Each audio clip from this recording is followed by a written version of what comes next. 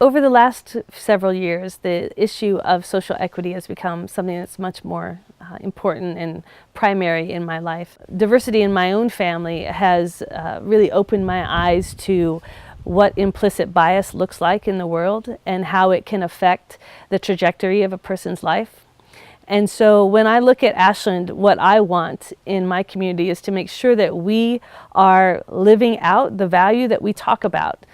being an open and inclusive community and treating people from all walks of life, whether they, no matter their race or their religion or their sexual orientation or their gender or their abilities, that everybody who comes into Ashland gets treated fairly and respectfully and equally.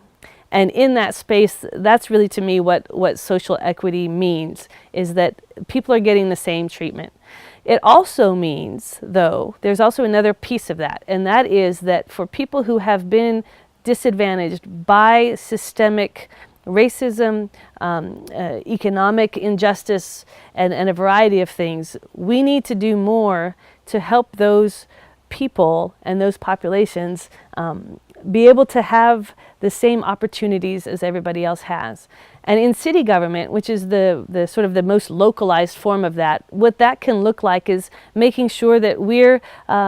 training our folks and making sure they understand implicit bias, making sure that we have feedback loops so that we understand how are people experiencing us as a city, as city operators.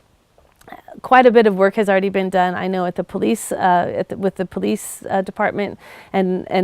that conversation is happening in other places. But we have people in this community who have done a lot of work on social equity, and I see them as a really important resource for the city to help make sure that the city is doing its part to move us forward to becoming a more and more equitable place to live and raise our families.